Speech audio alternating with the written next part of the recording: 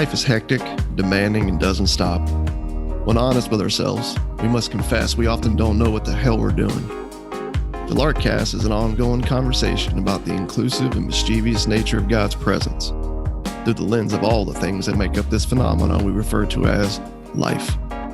Astonishing grace and refreshing honesty collide right here for your weekly encouragement.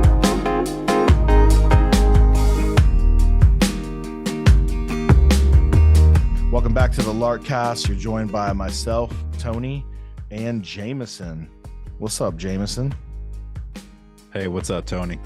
How you doing, man? It's been a wild ride, but we're here. Here we are. It's been a wild ride. What's been wild about your ride? You know, I've been having this deep question, and maybe you can actually help me because you've been at this game a lot longer than me. How long does it take for your kids' favorite show theme song to not be in your head all day?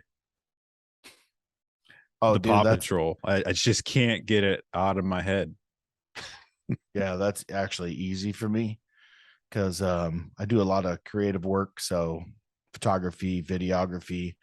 And the thing they didn't tell me about jumping into videography was that if you have a song attached to the video you are creating, you will have that song in your head until you create another video, at which point that song will be in your head until you create another video, at which point that song will be in your head. So I'm not encouraged. I'm not very encouraged. I don't have an answer for you. My kids are a little bit older. My oldest daughter, Anna, she's into K-pop. Man, I always envisioned being a dad, you know, and like whatever music my kids would get into, I too would get into that, you know, just to meet them where they are and be involved. Dude, I can't do the K-pop stuff, man. Like, I fully support her and everything she does, and she comes to me with all her stuff, and her room's, you know, lined with posters, and we're taking her to a show coming up here pretty soon in Chicago. One of her favorite bands is coming through. I can't do it, man. But right. I thought you were going a different route with that because you said it's been a long road, and because you just recently moved. Everyone has known you as like this, you know, traveling band all over the US, and now you've picked a spot. You've landed. We have landed, and it was relatively stressful there because when you're in a camper but you're ready to be done being in the camper and you're more stationary, like you're not moving all over the place anymore, it takes all the luster out of living in a camper. So I'm in Des Moines, Iowa. That's where we've chosen to root. We're close to lots of family here, and it's a big-ish city, you know, it's nothing huge, but Des Moines is growing super fast right now. And my buddy lives right outside of town on a farm, and he let us park there for 2 or 3 weeks. And he's actually going to let me store it there over the winter. And we rented a house in Clive. We're close to everything, it feels like, and we can be downtown in, 10 minutes.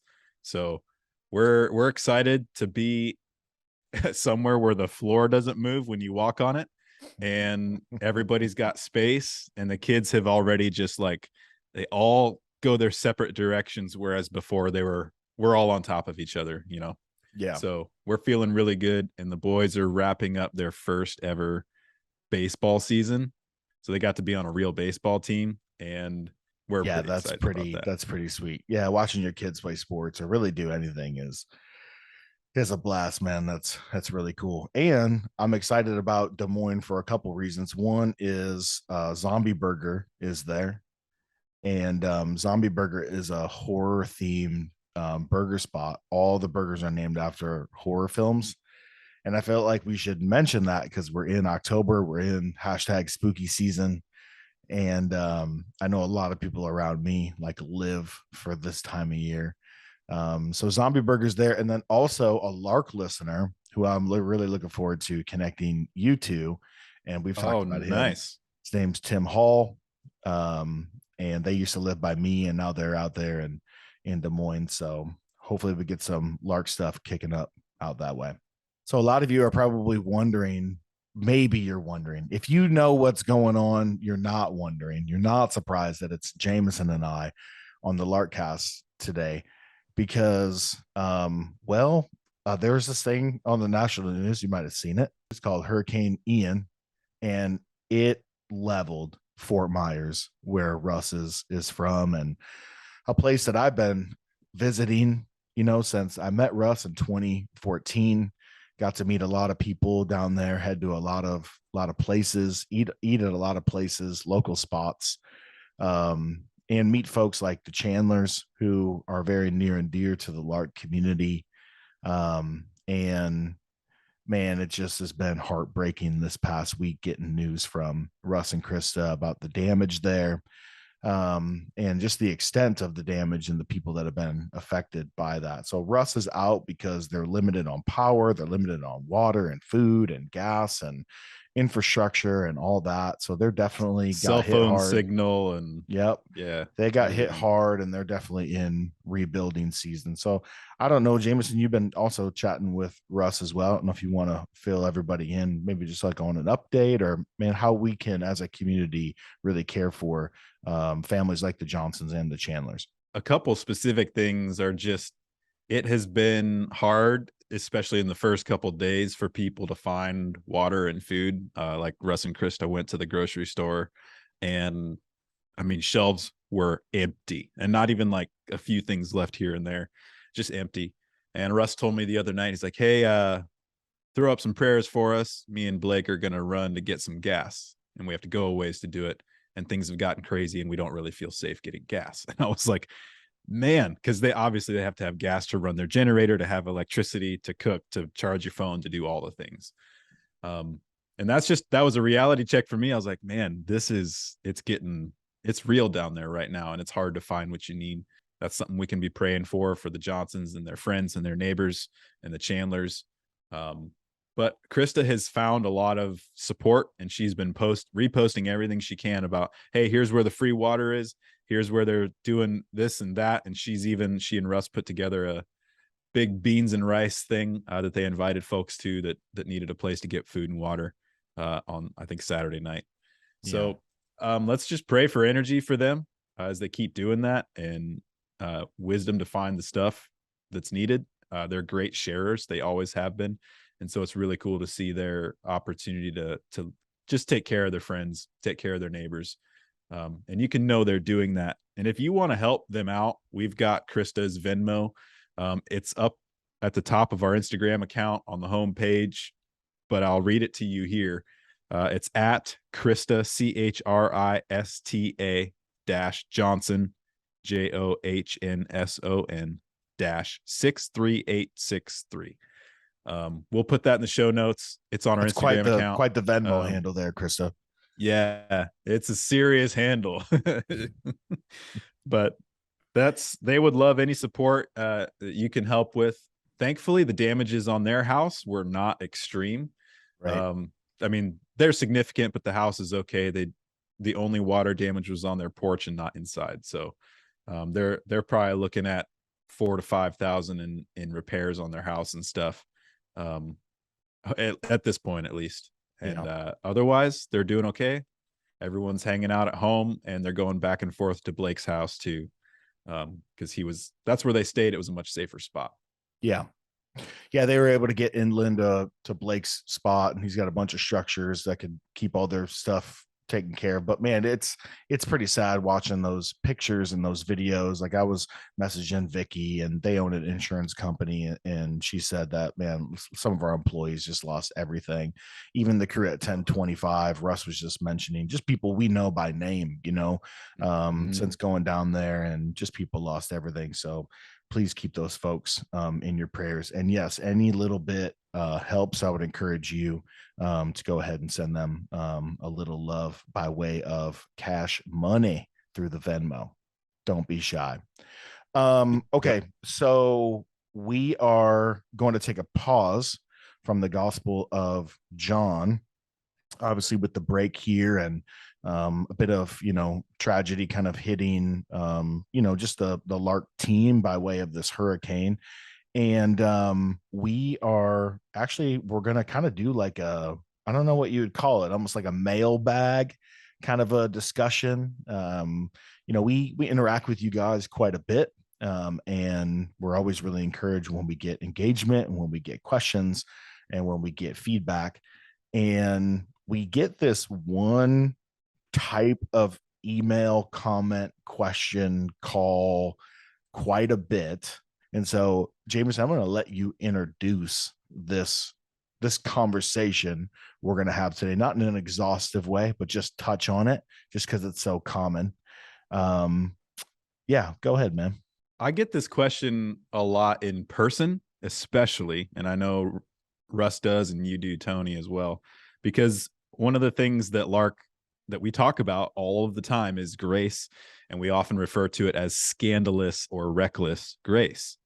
And one of the pushbacks somewhere along the way in the conversation from whoever we're talking to is, well, but you can't go too far with grace. Like, don't go too far with it. What is this grace upon grace idea? And so I put together just another one of those little Instagram posts, where there's like 7 or 8 tiles, each with a little sentence on them to kind of build on this idea. You can go take a look at that on Instagram. But I wanted to bring it up here because we got an email in recently asking that exact same question. And I love the question. It means people are, one, like listening to what we're talking about and also willing to think it through and ask some hard questions. Because doesn't Paul say, like, should we sin all the more that grace may abound? And then he says of course not, with an exclamation point. And I think we often look at that and we're like, see, like, Paul's dealing with this issue, and grace clearly has a very specific purpose. It's a line item in the plan of salvation. And what I want to say here, just as an encouragement to all of you, if you've ever asked that question, or if you are right now, and Tony, like, man, jump in and deal with some of this, because I think it's a big one. I think we're all wrestling with it. I want to start off by saying grace has to cover everything.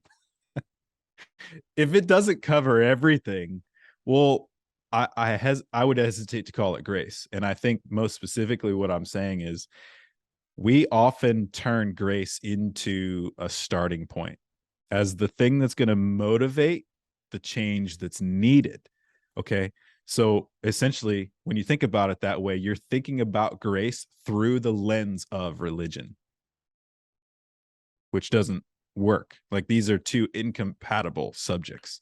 Meaning, when you see grace as a mechanism, like an empowering thing towards the ideal self or the sanctified self or whatever, you're seeing grace through the lens of religion at that point. Yep. You're so ingrained in this way of religion, which is a way of dealing with God that's by definition transactional. I do this, you do that.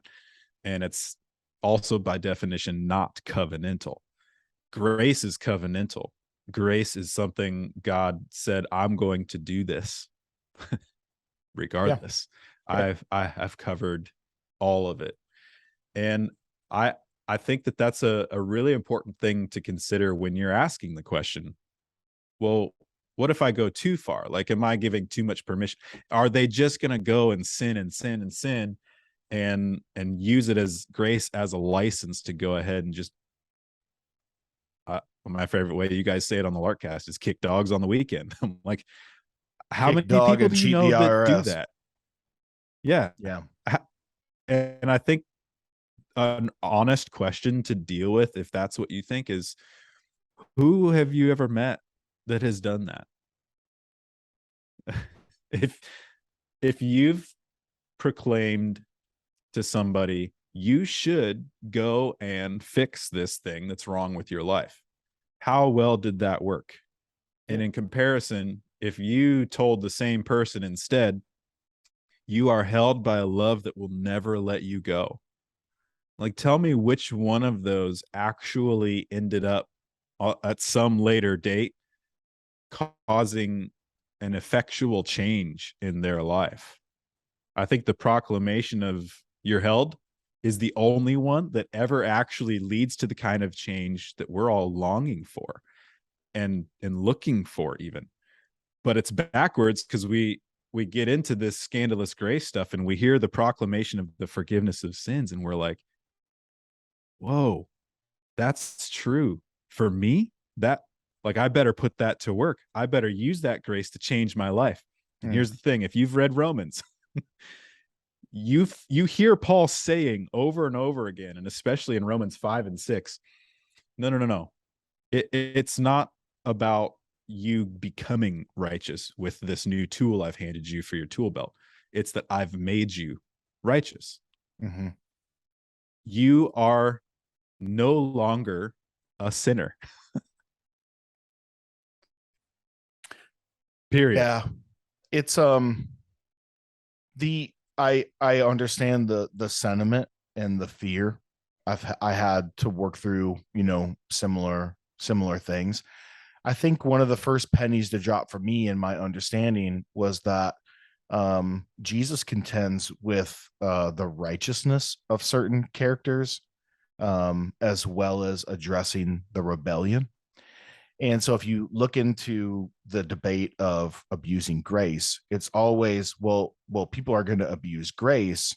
And then they start to paint this picture of someone taking grace and then running headlong into rebellion.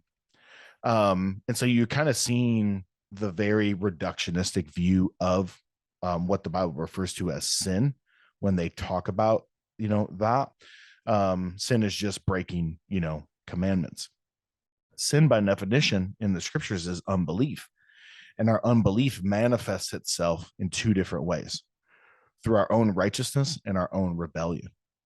And so those who just have a heart of rebellion, they will find any excuse they want to do anything that they want. Yeah. And so can someone abuse grace or the idea of grace, or use the idea of grace to excuse themselves and run headlong into a bunch of self-destructive things for themselves and others around them? Yeah, people do that a lot. People also take, the wrongdoings that have been done against them, or tragedies or trials in their life, to do the same. What I'm saying is we don't need to look far to find excuses. And if we can grab onto grace as an excuse, okay. If we can grab onto a myriad of other different things, to excuse or to justify, we're always wanting to justify. And guess what? At the end of the day, what is that? It's self-justification. It's trying to find some excuse that you can be right in whatever behavior you want to run into. And so it's funny that we're over here saying, well, grace leads to all this, when really at the core of it all is self-justification. Well, what is the thing that grace is telling us? Grace is telling us you can't justify yourself in any way, shape, or form. You can't justify yourself. So it's funny that you're using this so-called scenario, this straw man, where someone's taking grace to justify their actions, is showing you that they don't even understand grace. Because grace is in no way is it a means for self-justification. It's a justification that comes from outside of yourself. Yeah. This is why Martin Luther, I think, called it, he said the technical term is antinomianism, which is nomos, law, and just no law, right? Meaning I'm not governed by law. I can just kind of do, whatever I want. He said of that it's an impossible heresy. And he said it's also a theater put on it's a play put on in an empty theater. Meaning he's saying it doesn't exist. It's a unicorn. Why? Because we can never escape the law. The law is baked into our heads and hearts. It's written on our hearts. It's written on our minds. That's why Paul in Romans 2 says that the Gentiles who grew up without the law instinctively do that which is in the law. It's baked into us, right? Yeah. And so as as a people who constantly want to figure out our own way, who constantly want to take our own resources, figure out our own way, and be the lords and lordesses, right, of our own lives. And we can express that in religious, righteous ways, and we can express that in rebellious ways. The only message in this world, the only truth in this world that wants you to look outside of yourself and onto someone else is the gospel of Jesus Christ. Yep. And I think a critical distinction we fail to make when talking about grace is realizing that grace isn't like some concept or like it's not floating around. It's not something God takes off his desks. It's Jesus, the person. Grace is what God has done. And what God has done is the incarnation, the life of Jesus, all the proclamation of the gospel of Jesus, the crucifixion, the resurrection, and the ascension. Right. All of these are what we refer to as grace, because what they mean is that we are not separated from God. It means he has removed every possible barricade and barrier so that we could be included in his life for his joy and our joy. Yes, he not only has he removed them, he's broken through them on his way, making his way to us by way of the incarnation of Jesus. And I love what you're saying, because some people think grace is just an idea or it's a doctrine. Right. And I'm like, no, it's a reality. Reality is probably the best word for it. Yes. It's a reality, and it works, and it is, regardless of your opinion of it. Meaning it doesn't work. It's not like Santa Claus, dude. He only works if you trust. He only works, right? Remember back to Elf. The sleigh only works as much as that belief meter, right? Right. And so some people who have a very transactional view of God, the best they can say about the good news of Jesus is that it's potential good news, not actual good news. And so if I remember you apply it to your life. Yes. Dude, grace works regardless if you exist or not, because it's not hinged. It doesn't hinge on you. It hinges on a God who's forever been and forever will be, and has done something definitive in history, human history, in the person and finished work of Jesus. So it just is, man. Yep.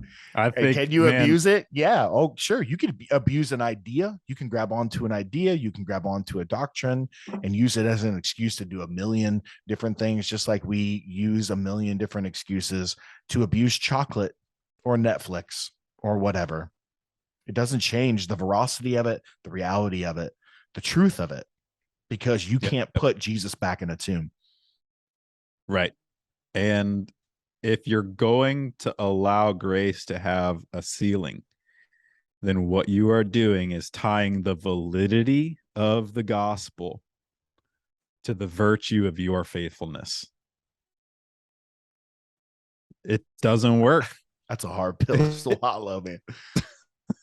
I just don't think you're gonna win, or you're going to be included if that's how it's going to work. And so I feel that question deeply, and I'm grateful that it was written in, because I know we're all wrestling with that one because of where we are in history, where we are in the world, all of those things. Yeah. And so I think the message of Lark is you are held by a love that will never let you go. Grace is not a bunch of second chances.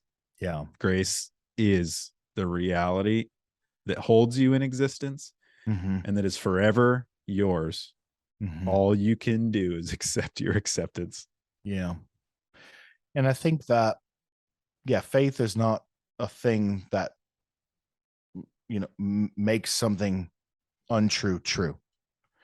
It's the discovery of what is.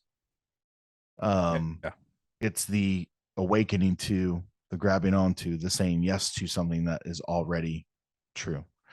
And I love it. I love people who have a reverence for the Lord, who have a reverence for his word, who are very, very aware of the real self-destructive ways of the human heart and how unbelief and lack of loving neighbor, how that, hurts ourselves and hurts others around us. And those who know that pain and out of reverence for the Lord want to walk in his ways. I love that. Just be careful on your way to being a holy person, that all of a sudden doesn't become your own holiness, and that wanting to resist an abuse of grace, careful that doesn't turn into a future version of yourself that has no need for the grace of God because you got it covered.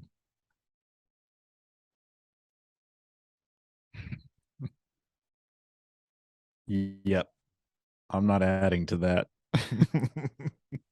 No, I love it. It's so tricky. It is such a tricky thing, but we can't escape the law. The law is baked into this world.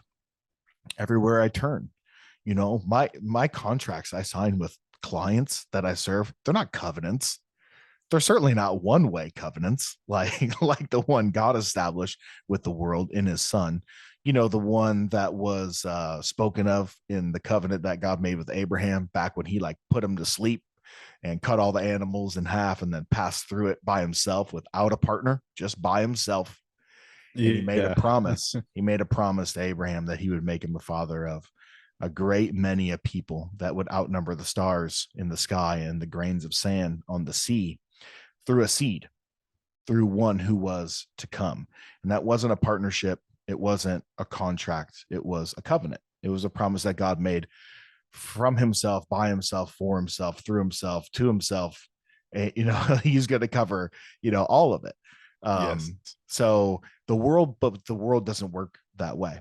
At every turn, my kid's school doesn't work that way. Work doesn't work that way. In a lot of ways, the way of the world is not covenantal. It is very much contractual. And so I get it. I get that we can let that wisdom of the world seep into our thinking here. But as those who can't escape the law and can't escape really the idea of performance or a tit for tat or conditional ways about which everything, happens. Grace is that one thing, man, that's just saying, no, it's not you. It's not you. It's not your ways. It's my ways, which are higher than yours. Trust me. I think grace, or the law is not the only thing we can't escape. I think what you're alluding to is right on. And listen to this out of Romans 6. Towards the end of the chapter, he says, when you were slaves of sin, you were free in regard to righteousness. I don't really know what to do with that verse yet in my mind, but it keeps going. So what advantage did you get then from the things of which you are now ashamed? The end of those things is death. But now that you have been freed from sin and enslaved to God, the advantage you get is sanctification. The end is eternal life. Ready? Everyone knows this one. For the wages of sin is death, but the free gift of God is eternal life in Christ Jesus our Lord. So what advantage do you get? You're enslaved to righteousness now instead of the law. It's as if God decided the cage you're in is going to be righteousness. It's going to be you are one with Christ, which means you're face to face with the Father, which means the advantage, all the benefits at the bottom of the page, it's sanctification. It's yours. And sanctification, which we've established elsewhere, it's not your job. Yeah. And again, look at Paul's kind of linear timeline, if you want to put it that way. We put salvation always on the front end, right? Grace is a starting point. But what did he say is the end of sanctification? He said it's eternal life, right? What did he say is the free gift? The free gift isn't on the front end. The free gift is on the back end of his progression. I'm not saying Paul's thinking like that, but just to Sure. challenge, kind of the old thinking, of grace as, a starting point kind of a thing. Step by And step process. right. And, yeah, there's so much to go into here. We can't, I mean, we can't exhaust all of it, but just a little couple nuggets for those who have that ongoing thought as you've been listening to the Larkcast or engaging with anything. If you've gone through Reclaim, if you've been going through the Larkcast, the parables specifically, or even just we've dealt with some of this like kind of Q&A, kind of stuff, and been following us on the Instagram page, reading Jamie's blogs, all the rest. Just a couple things for you there. But before we end here, because we're running out of time, Jamie, I would love for you to let the entire Lark community know what are some things going on right now, some things that they can step into to maybe explore a little bit more and then meet others nationwide. And then what are some things that are coming out? Give us a couple of teasers of some content coming. Yeah, sweet. So we are putting the final touches on a new PDF reader for you guys. So you've seen Reclaiming Sanctification, Leadership, Communion. We're adding a fifth one to the mix called Reclaiming Worship. And we really wanted to help you think through the question, in light of the finished work of Jesus, what is worship? And especially if I've kind of stepped out of the prototypical American formal church. Well, what do I do now and call worship? We took that to task and spent a very long time working on that one, actually. And it's going to come out by November, and we're excited to share it with you. So look for that. It'll show up on the resources page of the Lark site at larksite.com. You can actually see the image is already up there on the website, and we will put the actual PDF up there pretty soon. Yeah. So what do we have? There's really, really quick. So what do we have now? We have Reclaiming Church, Reclaiming Communion, Reclaiming Leadership, Reclaiming Sanctification, and now we have Reclaiming Worship. Nailed it. Okay. Yep. Those are the ones. Get all five. Get all five. Get them. They're all free too. They're all just there. All you got to do is log in, sign up, and you can download those to your heart's desire.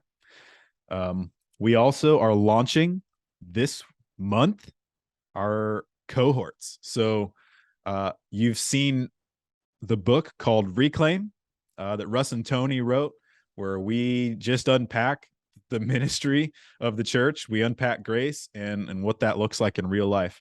Well, we built a whole course, also free online. You can go through every chapter, and there's a video for each chapter. There's reflection questions for you.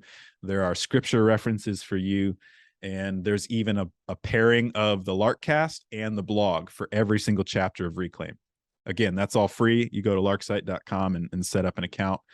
But we've added one more dimension called the cohorts, which is where we're going to go through all of that content in a small group on a Zoom call. You'll get a Lark leader and somewhere between 8 to 12 other people, or at least screens. And we're going to have some of those conversations in long form, where questions can be asked, conversations can be had, and we can all just be exactly where we are in the midst of what we're learning. You're safe to be where you are in that process, and we wanted to create a space for you to do that with other people. So you need to sign up soon. There's not that many spots because there's not that many of us yet. And you can do that again at larkside.com. Just check out the cohorts page and sign up. It costs money because it takes a whole lot of time for us to participate and build out all of those things. But there's a scholarship form if you really want to get in on this and money's the issue. You can sign up for put a form out for a scholarship. Yeah, don't let money be an issue. We've worked with everybody, in the past as we've been doing this for a long time. So if you want to do it, and we'll figure out a way to get you there. So yep. And bring some friends. This is not a space for anyone that has it together. If you've got people asking questions about grace or Jesus or the church or what is life in reality, we're going to hit on all kinds of stuff that I think it's helpful for you no matter where you are in the journey. Love it. Love it. Very, very good. So remember, what do we got? We got Johnson's. We're going to go ahead and put Chris's Venmo in the show notes too, in the podcast. Remember that. The ongoing conversation of grace. We have the reclaiming worship things coming out, and then also the reclaim cohorts. I think that about sums it up, man. Dude. And hey, if you're in Des Moines, Iowa, hit me up. I want to hang and would love to raise a glass with you or just hang out. Love it. Jamie, thanks for hopping on today, Tony. man. Man, cheers to you. I got nothing. Till next time.